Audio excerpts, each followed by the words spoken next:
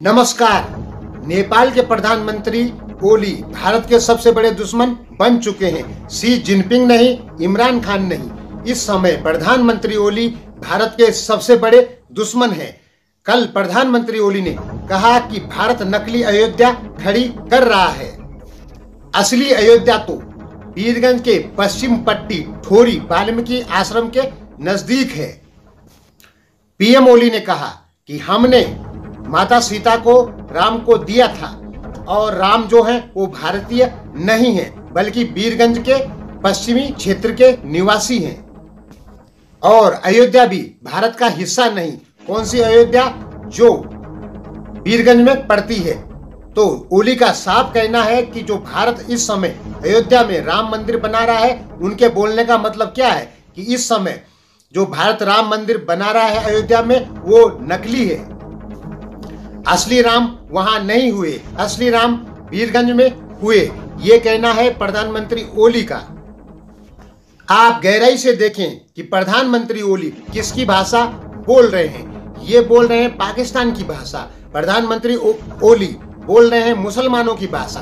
भारत पिछले 200 साल से कोशिश कर रहा है कि वहां पर राम मंदिर बन जाए और मुस्लिम लोग हुआ या पाकिस्तान हुआ या सऊदी अरब हुआ, इन्होंने पूरी ताकत लगा रखी है कि राम मंदिर अयोध्या में ना बने और राम मंदिर को झूठा साबित करवाने में लगे हैं।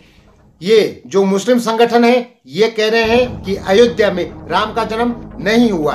जो मंदिर बन रहा है वो नकली जगह है, वहां राम का जन्म नहीं हुआ। इसी बात पर मोहर लगा दी प्रधानमंत्री ओली ने। अब ओली भी कहने लग गए हैं कि राम मंदिर जो है वो अयोध्या में नहीं बल्कि वीरगंज में था, यानी राम जो था वो वीरगंज का था।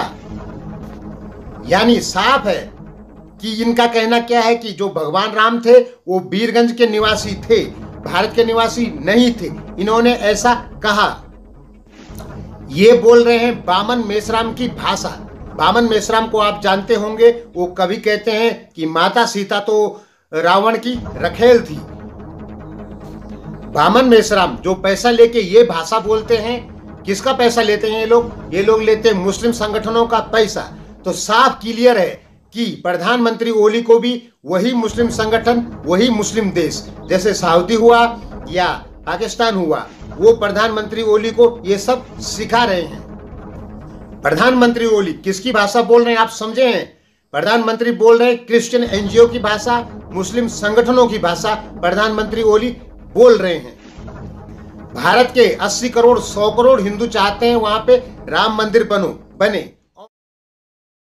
हो, या भारत के हिंदू कहते हैं कि अयोध्या में ही राम का जन्म हुआ, लेकिन मुस्लिम लोग हुआ, कुछ बौद्ध संगठन हुए, जो बौद्ध संगठन पश्चिमी देशों के या मुस्लिम देशों के इशारे पे चलते हैं, वो बौद्ध संगठन।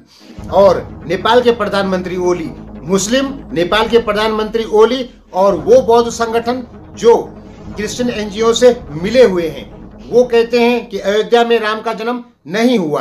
तो अब ओली भी वही कहने लग गए। साफ पता लग रहा है, साफ क्लियर बिल्कुल, कि प्रधानमंत्री ओली कहीं ना कहीं सऊदी अरब, पाकिस्तान या क्रिश्चियन एनजीओ के इशारे पर बोल रहे हैं।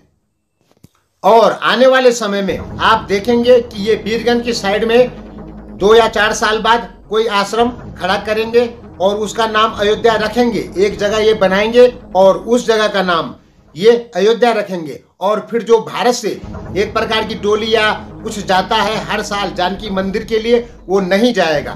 तब क्या होगा? नेपाल टू नेपाल ही होगा। वीरगंज से और जनकपुर डोली जाएगी, फिर उत्तर प्रदेश के अयोध्या से डोली नहीं जाएगी। ये कहीं ना कहीं भारत और नेपाल के जो संबंध है उनको पूरा खत्म करने के चक्कर में पड़े हैं प्रधानमंत्री ओली। यानी पूरी तरीके से भारत से संबंध खत्म करना चाहते हैं। भारत के गोरखनाथ मंदिर से गोरखपुर हर साल प्रसाद जाता है नेपाल के शाहराजा लोगों को, लेकिन इस साल जब मंदिर की तरफ से नेपाल बॉर्डर पे बताया गया कि हम प्रसाद लेके शाहराजा यानी वीरेंद्र राजा के पास जाएंगे, तो नेपाल ने साफ मना कर दिया कि इस समय लॉकडाउन है, जाने को नहीं मिलेगा। यानी गोरखनाथ मंदिर से जो शाह राजा लोगों को, नेपाल के राज फैमिली को जो प्रसाद भेजा जाता है उस पर भी एक प्रकार से नेपाल ने बैन लगा दिया। तो धीरे धीरे नेपाल भारत के साथ अपने सभी रिश्ते समाप्त करने की ओर बढ़ रहा है। अब जो अयोध्या से डोली जनकपुर जाती है उसको भी 2-3 साल के भीतर भीतर खत्म करवा दिया जाएगा। अब वीरगंज में एक अयोध्या का निर्माण होगा आने वाले कुछ समय में और वहीं से डोली जाएगी जनकपुर। पीएम ओली हर जगह विवादित भाषण देते हैं, ये 100% विवादित भाषण है और मुसलमानों का पूरा समर्थन, पूरा सपोर्ट कर रहे हैं प्रधानमंत्री ओली।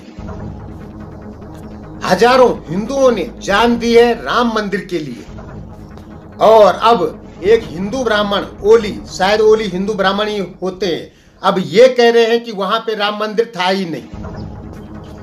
राम मंदिर तो वीरगंज में है, यानी अयोध्या तो वीरगंज में है और राम भारतीय नहीं थे बल्कि वीरगंज के निवासी थे। अब ओली ये कह रहे हैं, यानी मुसलमानों का पूरा सपोर्ट कर रहे हैं, क्रिश्चियन एनजीओ का पूरा सपोर्ट कर रहे हैं प्रधानमंत्री ओली। प्रधानमंत्री ओली ने, प्रचंड ने अपने देश नेपाल को हिंदू राष्ट्र से अलग देश, एक सेकुलर कंट्री बनाया, यानी कह सकते हैं कि हिंदुओं के पूरे दुश्मन है प्रधानमंत्री ओली। अब प्रधानमंत्री ओली को पीछे से बैक पावर कौन दे रहा है नहीं कहा जा सकता है। चीन दे रहा है कि यूरोपियन यूनियन दे रही है, लेकिन ये कंफर्म है कि पहले तो यूरोपियन यूनियन ने प्रधानमंत्री ओली को नेपाल का हिंदू राष्ट्र खत्म करने के लिए पीछे से पावर दिया, यानी प्रधानमंत्री ओली या ये प्रचंड जो भी लोग हैं ये पहले यूरोपियन यूनियन के मोहरे थे, लेकिन अब किसके मोहरे हैं ये नहीं बताया जा सकता है। रही जहां तक चीन की बात है तो एक प्रकार से ये है कि हो सकता है चीन सपोर्ट कर रहा हो, लेकिन एक चीज ये भी है कि चीन सपोर्ट नहीं करेगा क्योंकि चीन भारत में मुसलमानों को नहीं चाहता है, बल्कि चीन चाहता है कि भारत में हिंदू लोग रहें। इसीलिए चीन की तरफ से कई बार बयान आते हैं कि हमारे 5000 साल के संबंध हैं भारतीयों से। तो यहां पे लगता है कि इस बयान के पीछे चीन का हाथ बिल्कुल नहीं है। इस बयान के पीछे क्रिश्चियन एनजीओ, मुस्लिम संगठन, पाकिस्तान या सऊदी अरब जैसे देश जो हैं उनका हाथ है। प्रधानमंत्री ओली, कोई भी आदमी हिंदू ब्राह्मण अपने धर्म को इतनी आसानी से खत्म नहीं करता है। जब उसको कुछ लालच मिलता है, पैसा मिलता है, तभी वो खत्म करता है। जैसे नेपाल को एक हिंदू राष्ट्र की जो महान उपलब्धि थी उससे हटा दिया गया, प्रधानमंत्री ओली, प्रचंड आदि माओवादियों ने हटाया। क्यों हटाया? क्योंकि इनको पैसे का प्रॉफिट हुआ था, इसलिए इन्होंने नेपाल को एक सेकुलर कंट्री बनाया और अब ये 100 करोड़ हिंदुओं से डायरेक्ट लड़ने के पक्ष में आ गए हैं। आप ये समझें कि ये सीधा और सीधा भारत और नेपाल की सीमा को बंद करने का एक षड्यंत्र है जो कि विदेशी ताकतों के द्वारा बनाया जा रहा है। हम बहुत पहले कह चुके हैं कि विदेशी ताकतें 2010 से ही कोशिश कर रही है कि भारत और नेपाल की सीमा सील हो जाए और उसके लिए वो नेपाल कम्युनिस्ट पार्टी का प्रयोग कर रही है, नेपाली मीडिया का प्रयोग कर रही है। तो प्रधानमंत्री ओली का ये जो बयान है ये बहुत ही दुखद है क्योंकि प्रधानमंत्री ओली ना तो मुस्लिम है ना ईसाई हैं, वो हैं हिंदू ब्राह्मण और एक ब्राह्मण, वो भी हिंदू ब्राह्मण, वो भी पहाड़ी ब्राह्मण, हिंदुओं की सभ्यता को नष्ट करने में दुश्मनों का साथ दे, ये तो बहुत ही ज्यादा गलत है। धन्यवाद।